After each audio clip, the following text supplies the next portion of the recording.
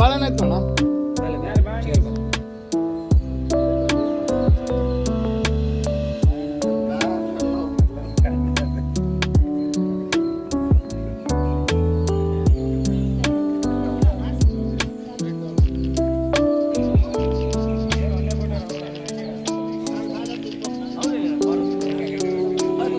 ಅಲ್ಲಮ್ಮ ಇರೋದೇ ನೀವು ಮೂವರು, ನೀವು ಒಂದೊಬ್ಬೊಬ್ರು ಜಾಸ್ತಿ ಬಂದ್ರೆ ಹೆಂಗೆ ನೀವು?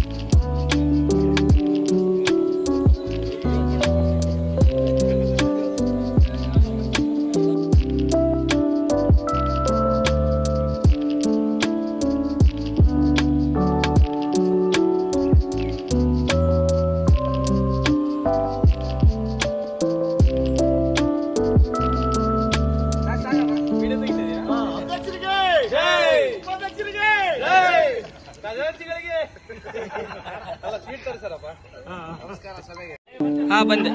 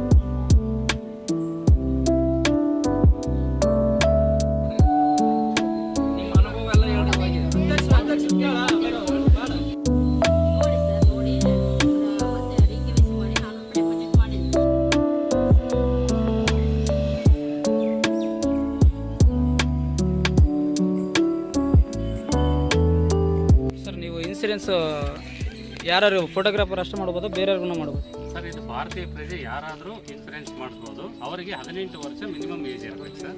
ಆಮೇಲೆ ಮ್ಯಾಕ್ಸಿಮಮ್ ಅವರಿಗೆ 65 ವರ್ಷದವರೆಗೂ ಮಾಡಿಸ್ಬೋದು ಸರ್. ಇದರಲ್ಲಿ ಇನ್ನು ಏನೇನು ಪ್ಲ್ಯಾನ್ಗಳಿದಾವೆ ಸರ್ ನಿಮ್ಮದು? ಸರ್ ಇದರಲ್ಲಿ ಬಂದ್ಬಿಟ್ಟು ನಿಮಗೆ 15 ಲಕ್ಷದ ಒಂದು ಪ್ಲಾನ್ ಇದೆ, 10 ಲಕ್ಷದ ಒಂದಿದೆ, 5 ಲಕ್ಷದ ಒಂದಿದೆ ಸರ್. ಅವರ ಒಂದು ಆರ್ಥಿಕ ಸಾಮರ್ಥ್ಯ ಪ್ರಕಾರ ಅವ್ರಿಗೆ ಯಾವ್ದು ಬೇಕೋ ಆ ಪ್ಲಾನ್ನ ಅವ್ರು ಚೂಸ್ ಮಾಡ್ಕೋಬೋದು ಸರ್. ಸರ್ 15 ಲಕ್ಷಕ್ಕೆ 1 ವರ್ಷಕ್ಕೆ 750 ರೂಪಾಯಿ ಕಟ್ಟಬೇಕು, 10 ಲಕ್ಷಕ್ಕೆ 550 ರೂಪಾಯಿ ಕಟ್ಟಬೇಕು, 5 ಲಕ್ಷಕ್ಕೆ 399 ರೂಪಾಯಿ ಕಟ್ಟಬೇಕು ಸರ್. ಇದೆಲ್ಲ ಯಾವಾಗ ಅವ್ರಿಗೆ ಸೇರುತ್ತೆ ಸರ್? ಅವರು ಅಪಘಾತದಲ್ಲಿ ಮರಣ ಹೊಂದಿದ್ರೆ ಮಾತ್ರ ಬರುತ್ತೆ. ಇದು ಅಪಘಾತ ವಿಮೆ ಅಂತೇಳಿ ಇದಕ್ಕೆ ಎಕ್ಸ್ಪೆಷಲಿ ಇದಕ್ಕೆ ಹೆಸರಿರೋದು. ಒಬ್ಬ ವ್ಯಕ್ತಿ ಯಾರು ಹೋದ್ರೂ ಒಂದು ಪಾಲಿಸಿ ಮಾಡಿಸಿದ್ರೆ ಅವರು ಏನಾದರೂ ಅಪಘಾತದಲ್ಲಿ ಮರಣ ಹೊಂದಿದ್ರೆ, ಅಪಘಾತ ಅಂದರೆ ಬರೀ ಆಕ್ಸಿಡೆಂಟ್ ಆಗೋದಲ್ಲ, ಇವನ್ ಕರೆಂಟ್ ಶಾಕ್ ಹೊಡೆದ್ರೆ, ಹಾವು ಕಡಿದ್ರೆ, ನೀರಲ್ಲಿ ಬಿದ್ದು ಸತ್ರನು ಏನು ಸ್ವಾಭಾವಿಕ ನಾವು ಸಾವು ಅಂತ ಏನು ಹೇಳ್ತೀವಲ್ಲ, ಅದಲ್ಲದೆ ಅಪಘಾತ ವಿಮೆದಲ್ಲಿ ಯಾವುದಾದ್ರೂ ಆದ್ರೂ ಅದರಲ್ಲಿ ಈ ಇನ್ಸೂರೆನ್ಸ್ ಅವ್ರಿಗೆ ಅಪ್ಲಿಕೇಬಲ್ ಆಗುತ್ತೆ. ಅದು ಅಲ್ಲದೆ ಅವ್ರ ಅಪಘಾತದಲ್ಲಿ ಏನಾದರೂ ಒಂದು ಶಾಶ್ವತವಾಗಿ ಅಂಗವೈಕಲ್ಯ ಆದರೆ, ಅಂದರೆ ಒಂದು ಕೈ ಪೂರ್ತಿ ತೆಗೆದ್ರೆ, ಕಾಲು ಪೂರ್ತಿ ತೆಗೆದ್ರೆ ಅವ್ರದ್ದು ಎಷ್ಟು ಸಮ್ ಅಶೂರ್ಡ್ ಮಾಡಿಸಿರ್ತಾರೆ ಅಂದರೆ ಎಕ್ಸಾಂಪಲ್ 5 ಲಕ್ಷ ಮಾಡಿಸಿದ್ರೆ 5 ಲಕ್ಷ, 10 ಲಕ್ಷ ಅಂದರೆ 10 ಲಕ್ಷ, ಇಲ್ಲ 15 ಲಕ್ಷದ ಅವ್ರು ಮಾಡಿಸಿದ್ರೆ 15 ಲಕ್ಷ ಬರುತ್ತೆ. ಇನ್ ಕೇಸ್ ಅವ್ರು ಏನಾದರೂ ಆಕ್ಸಿಡೆಂಟ್ ಆಯಿತು, ಅವ್ರಿಗೆ ಜೀವಕ್ಕೆ ಏನು ಅಪಾಯ ಆಗಲಿಲ್ಲ, ಜಸ್ಟ್ ಹಾಸ್ಪಿಟಲ್ನಲ್ಲಿ ಅಡ್ಮಿಟ್ ಆದರೂ, ಮೇಜರ್ ಇಂಜೂರ್ಡ್ ಆಗಲಿ ಮೈನರ್ ಇಂಜೂರ್ಡ್ ಆಗಲಿ, ಅದನ್ನು FIR ಮಾಡಿಸಿದ್ರೆ ಅವರಿಗೆ 1 ಲಕ್ಷದವರೆಗೂ ಸಮ್ ಅಶೂರ್ಡ್ ಅವರಿಗೆ ಮೆಡಿಕಲ್ ಎಕ್ಸ್ಪೆನ್ಸಸ್ ನಾವು ವಾಪಸ್ ಕೊಡ್ತೀವಿ ಸರ್ ಅವರಿಗೆ. ಇದೆಲ್ಲ ನಿಮ್ಮ ಪೋಸ್ಟ್ ಆಫೀಸ್ನಲ್ಲಿ ಸಿಗುತ್ತೆ? ಪೋಸ್ಟ್ ಆಫೀಸಿಂದ ಮಾಡ್ತಕ್ಕಂಥ IPPB ಅಂತೇಳಿ ನಮ್ಮ ಪೋಸ್ಟ್ ಆಫೀಸ್ನಲ್ಲಿ ಅಂಗಸಂಸ್ಥೆ ಆಗಿರ್ತಕ್ಕಂಥ ಇಂಡಿಯಾ ಪೋಸ್ಟ್ ಪೇಮೆಂಟ್ ಬ್ಯಾಂಕು ಹಲವಾರು ಇನ್ಸೂರೆನ್ಸ್ ಕಂಪನಿ ಜೊತೆಗಳಿಗೆ ಟೈಅಪ್ ಮಾಡಿಕೊಂಡು ಈ ಒಂದು ಸೌಲಭ್ಯನ ನಾವು ನಾಗರಿಕರಿಗೆ ಕೊಡ್ತಾ ಇದ್ದೀವಿ ಸರ್. ಇವಾಗ ಇದು ಏನು ಇನ್ಸೂರೆನ್ಸ್ ಕಟ್ತಾ ಇದೀವಲ್ಲ, ಅದು ಬರೀ ನಾರ್ಮಲ್ ಡೆತ್ತಿಗೂ ಬರುತ್ತಾ ಅಥವಾ? ಸರ್ ಇದು ಬಂದ್ಬಿಟ್ಟು ಆಕ್ಸಿಡೆಂಟಲ್ ಸ್ಕೀಮ್ ಅಂತೇಳಿ, ಇದು ಆಕ್ಸಿಡೆಂಟಲ್ ಆದ್ರೆ ಬರುತ್ತೆ. ಅಂದರೆ ಆಕ್ಸಿಡೆಂಟಲ್ ಅಂದರೆ only bike accident, car accidental ಅಲ್ಲ. ಈಗ ಏನಾದರೂ ಒಬ್ಬ ಮನುಷ್ಯನಿಗೆ ಹೊಲದಲ್ಲಿ ಕೆಲಸ ಮಾಡಬೇಕಾದ್ರೆ ಹಾವು ಕಡಿದ್ರೆ, ನೀರಲ್ಲಿ ಮುಳುಗಿ ಸತ್ತರೆ, ಅಥವಾ ನಾವೇನು ಸ್ವಾಭಾವಿಕ ಸಾವು ಅಂತ ಹೇಳ್ತೀವಿ, ಅದು ಬಿಟ್ಟು ಉಳಿದಿದ್ದು ಏನಾದ್ರೂ ಇದಕ್ಕೆ ಅಪ್ಲಿಕೇಬಲ್ ಬರುತ್ತೆ ಸರ್. ನಾವು ಮನೆಯಲ್ಲೇ ಮಲಗಿ ಜ್ವರ ಬಂದು ಕಾಯಿಲೆ ಬಂದು ತುತ್ತಾರಕ್ಕೆ ಬರಲ್ಲ ಸರ್. ಆಕ್ಸಿಡೆಂಟಲ್ಲಿ ಅವರು ಅಪಘಾತದಲ್ಲಿ ಮರಣ ಹೊಂದಿದ್ರೆ ಮಾತ್ರ ಇದು ಅಪ್ಲಿಕೇಬಲ್ ಆಗುತ್ತೆ. ಇನ್ ಕೇಸ್ ಅವ್ರು ಆಕ್ಸಿಡೆಂಟಲ್ ಆಯ್ತು, ಅವರಿಗೆ ಜೀವಿಕೆ ಏನು ಅಪಾಯ ಆಗಲಿಲ್ಲ, ಭಾಗಶಃ ಒಂದು ಪಾರ್ಟ್ ತೆಗೆದ್ರು ಅಂದರೆ ಕೈ ತೆಗೆದ್ರು ಕಾಲು ತೆಗೆದ್ರು ಅಂದರೆ ಅವ್ರು ಎಷ್ಟು ಲಕ್ಷ ಇನ್ಶೂರೆನ್ಸ್ ಮಾಡಿರ್ತಾರೆ ಅಷ್ಟು ಲಕ್ಷ ಬರುತ್ತೆ.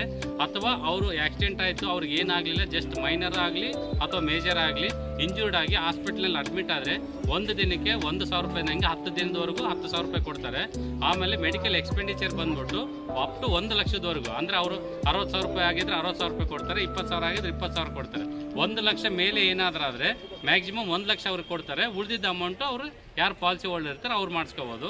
ಇನ್ ಕೇಸ್ ಅವ್ರಿಗೆ ಆಕ್ಸಿಡೆಂಟಲ್ ಆಗಿ ಅಪಘಾತ ಹೋಗಿ ಅವ್ರು ಮರಣ ಹೊಂದಿದ್ರೆ ಅವ್ರದ್ದು ಏನಾದರೂ ಚಿಕ್ಕ ಮಕ್ಕಳಿದ್ರೆ ಅಂದರೆ 2 ಮಕ್ಕಳಿದ್ರೆ ಅವರಿಗೆ ಎಜುಕೇಷನ್ ಪರ್ಪಸ್ ಅಂತೇಳಿ 1 ಲಕ್ಷದವರೆಗೂ ಬೆನಿಫಿಟ್ ಬರುತ್ತೆ ಅವ್ರಿಗೆ.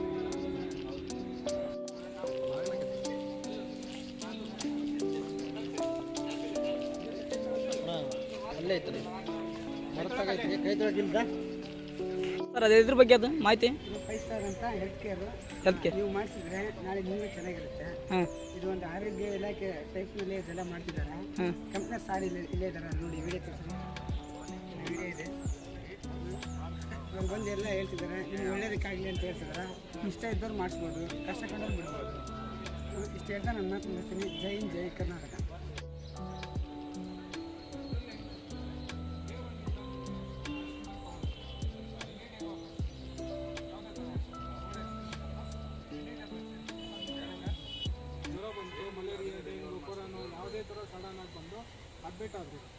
ಅಡ್ಮಿಟ್ ಆದರೆ ನಿಮ್ಗೆ ಅದ್ರ ಡಿಸ್ಚಾರ್ಜ್ ಕಂಪ್ಲೀಟ್ ಆಗೋದು ಅಂತ ಹೇಳ್ತೀವಿ. ಬೆಟ್ಟಿಂಗ್ ಪೀರಿಯಡ್ 2 ಇಯರ್ಸ್ ಇದೆ. ಅದೇನಂದರೆ ಕಿವಿ ಪದರ ಪ್ರಾಬ್ಲಮ್ ಎಲ್ಲ ಬರುತ್ತೆ. ಎಷ್ಟು 2 ಇಯರ್ಸಿಂದ 2 ಬರುತ್ತೆ. ಆಮೇಲೆ ವೆರಿಕೋಸನ್ಸ್ ಅಂತ ಈ ಕಾಲಲ್ಲಿ ನರ ಉತ್ಪತ್ತಿ ನೋಡೋ ಅದೊಂದು ಬರುತ್ತೆ. ಆಮೇಲೆ ಈವನ್ ನೀ ರಿಪ್ಲೇಸ್ಮೆಂಟು ಬರುತ್ತೆ. ಇದಕ್ಕೆ 2 ಇಯರ್ಸ್ ವೇಟಿಂಗ್ ಪೀರಿಯಡ್ ಎದಕ್ಕೆ ಇರುತ್ತೆ ಅಂತ ಹೇಳಿದ್ರೆ ಇದಕ್ಕೆ ಯಾವುದೋ ಜೀವಕ್ಕೆ ತೊಂದರೆ ಇರಲ್ಲ. ಡಾಕ್ಟ್ರೇ ನಿಮಗೆ ಬಿಸಿ ಹೇಳ್ತಾರೆ ಇಷ್ಟು ದಿವಸ ಆದಮೇಲೆ ನೀವು ಮಾಡಿಸ್ಕೋಬೇಕಂತ. ಸೊ ಅದಕ್ಕೆ ಸ್ಪೆಸಿಫಿಕ್ ನಾವು ವೇಟಿಂಗ್ ಪೀರಿಯಡ್ ಅಂತ ಹೇಳ್ತೀವಿ. ಆ ಥರ ಏನಾದ್ರು ಸರ್ಜರೀಸ್ ಆಗಿದ್ರೆ ಯಾವುದಾದ್ರು BP ಶುಗರು ಯಾವುದಾದ್ರು ರಿಲೇಟೆಡ್ ಯಾವುದಾದ್ರೆ ಅದ್ರ ರಿಲೇಟೆಡ್ ಏನೇ ಬರಲಿ ನಿಮಗೆ 3 ಇಯರ್ಸಿಂದ ಕ್ಲೇಮ್ ಆಗ್ತಾ ಹೋಗುತ್ತೆ. ಸೊ ಇದರಲ್ಲಿ ಇನ್ನೊಂದು ಅಡ್ವಾಂಟೇಜ್ ಏನಿದೆ ನಿಮಗೆ, ಇದರಲ್ಲಿ ನಾವು ಎವ್ರಿ ಇಯರ್ ಒಂದು ಫ್ಯಾಮಿಲಿಗೆ 5,000 ರೂಪೀಸ್ ಮೆಡಿಕಲ್ ಚೆಕಪ್ ಇರುತ್ತೆ ಫ್ರೀ. ನೀವು ಅದನ್ನ ಮೆಡಿಕಲ್ ನೀವು ಮಾಡಿಸ್ಕೊಂಡು ಅದನ್ನ ರಿಯಂಬರ್ಸ್ಮೆಂಟ್ ನಮಗೆ ಕೊಟ್ಟರೆ ಇಯರ್ಲಿ ನಾವು ಪಾಲಿಸಿ ಇವತ್ತು ಇಶ್ಯೂ ಮಾಡಿದ್ರೆ ನೆಕ್ಸ್ಟ್ 30 ಡೇಸ್ ಆದಮೇಲೆ ನೀವು ಚೆಕಪ್ ಮಾಡಿಸ್ಕೊಂಡು 5,000 ರೂಪೀಸ್ ನಮಗೆ ನೀವು ಕ್ಲೇಮ್ ಮಾಡ್ಕೋಬೋದು. ನಾರ್ಮಲಾಗಿ ನಾವು ಹೋದ್ರೆ 5,000 ತೊಗೊಂಡ್ರೆ ನೀವು ಕ್ಲೇಮ್ ಮಾಡ್ಕೋಬೋದು. 5,000 ರೂಪಾಯಿ ನಾವು ಅದನ್ನ ರಿಯಂಬರ್ಸ್ಮೆಂಟ್ ನಿಮಗೆ ಬರುತ್ತೆ. ಫ್ಯಾಮಿಲಿ ಇದ್ರೆ ಮಾತ್ರ, ಮತ್ತು ಇಂಡಿವಿಜುವಲ್ ಒಬ್ಬರೇ ಇದ್ದರೆ 2,000 ಬರುತ್ತೆ. ಟೋಟಲ್ ಫ್ಯಾಮಿಲಿ ನೋಡೋಕೆ 5,000 ಕೊಡುತ್ತೆ. ಅದರಲ್ಲಿ ಫ್ಯಾಮಿಲಿನ ತೋರಿಸ್ಕೋಬೋದು, ಇಲ್ಲ ಇಂಡಿವಿಜುವಲನ್ನು ತೋರಿಸ್ಕೋಬೋದು. ಟೋಟಲ್ 5,000 ರೂಪಾಯಿ ಮಾಡಿಸ್ಕೊಂಡು ಆಮೇಲೆ ಇದರಲ್ಲಿ ಏನಂತ ನಮ್ಮದು ಈಗ 6 ಲಕ್ಷ ಖರ್ಚು ಬಂತು. ಸೊ 10 ಲಕ್ಷದಲ್ಲಿ 6 ಲಕ್ಷ ಅವ್ರು ಎಷ್ಟಾಯಿತು, ಎಷ್ಟು ಉಳಿತೀವಿ ನಾವು? 4 ಲಕ್ಷ. ಸೊ ಅವರೆಲ್ಲ ಡಿಸ್ಚಾರ್ಜ್ ಆಗಿ ಎಲ್ಲ ಕಂಪ್ಲೀಟ್ ವಾಪಸ್ ಬಂದಮೇಲೆ ಮನೆಗೆ ಬಂದಮೇಲೆ ಆಫ್ಟರ್ ನೈಟ್ 12 o'clockಗೆ ರಿಜಿಸ್ಟರ್ ಆಗುತ್ತೆ. ಇಲ್ಲಿಗೆ 10 lakhಗೆ ಬರುತ್ತೆ. ಮತ್ತೆ 10 lakhಗೆ. ಅದನ್ನೇ ಫ್ಯಾಮಿಲಿಯಲ್ಲಿ 4 ಮೆಂಬರ್ಸ್ ಇರ್ತಲ್ಲ, ಅದು 4 ಮೆಂಬರ್ಸ್ ಯೂಸ್ ಮಾಡ್ಕೋಬೋದು. ಅದನ್ನು ಅವ್ರು ಎಷ್ಟು ಯೂಸ್ ಮಾಡ್ತಾರೆ ಮತ್ತೆ ಅದು ಅಲ್ಲಿಗೆ ಬರುತ್ತೆ. ಆಟೋ ರಿಜಿಸ್ಟ್ರೇಷನ್ ಇದು ನಮ್ಮದ್ರಲ್ಲಿ ಮಾತ್ರ ಇರೋದು ಸ್ಟಾರ್ ಹೆಲ್ತ್ ಇನ್ಶೂರೆನ್ಸಲ್ಲಿ. ಸರ್ ಏನು ಬರೋಲ್ಲ, ಡೆತ್ತಿಗಿಲ್ಲ. ನಮ್ಮದು ಡೆತ್ತಿನಿಗೂ ಅಡಿಷನಲ್ ಪಾಲಿಸಿ ಒಂದು ಬರುತ್ತೆ. ಅದು ಹೇಳ್ತೀನಿ ನಿಮಗೆ, ಡೆತ್ತಿನ ಹೇಳ್ತೀನಿ. ಇದರಲ್ಲಿ ಇಲ್ಲ, ನಿಮಗೆ ಓನ್ಲಿ ಫಾರ್ ಹೆಲ್ತ್.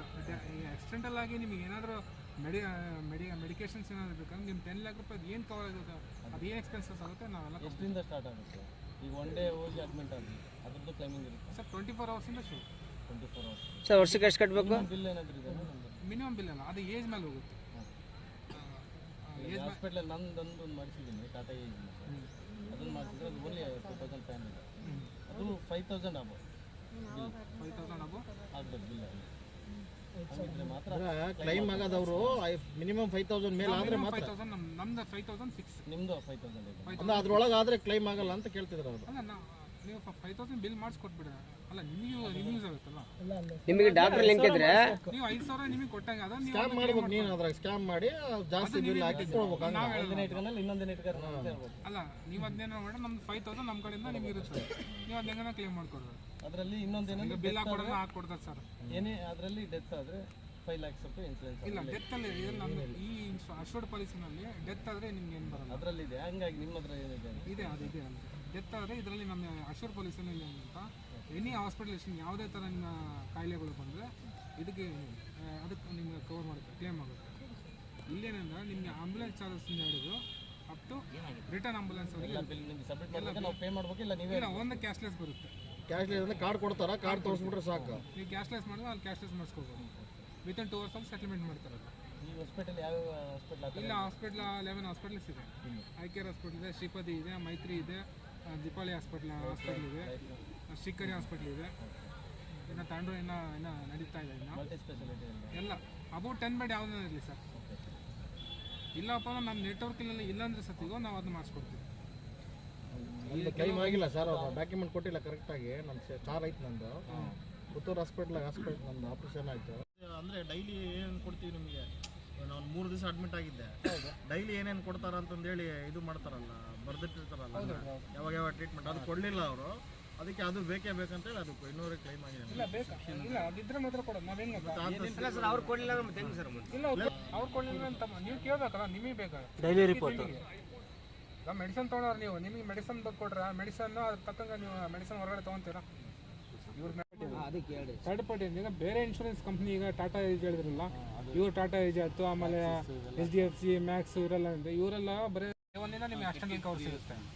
ಆಮೇಲೆ 30 days ಆದ್ಮೇಲೆ ನಿಮ್ಗೆ ಯಾವುದೇ ಟೈಪ್ ಆಫ್ ಸಡನ್ ಆಗಿ ಕಾಯಿಲೆ ಬಂತರು ನಿಮಗೆ ಈಗ ಸಪೋಸ್ ತಗೊಂಡಿರ್ತಾರೆ, ಯಾವುದೋ ಕಾಯಿಲೆ ಇದೆ, ನಮ್ಗೆ ಯಾವುದೋ ಕಾಯಿಲೆ ಇಲ್ಲ, ಸಡನ್ ಆಗಿ 30 ದಿವಸ ಆದ್ಮೇಲೆ ನಿಮಗೇನೋ ಕಾಯಿಲೆ ಕಾಣಿಸಿಲ್ಲ, ಅವಾಗ ನೀವು ಅದನ್ನು ಕ್ಲೇಮ್ ಮಾಡ್ಕೋಬೋದು.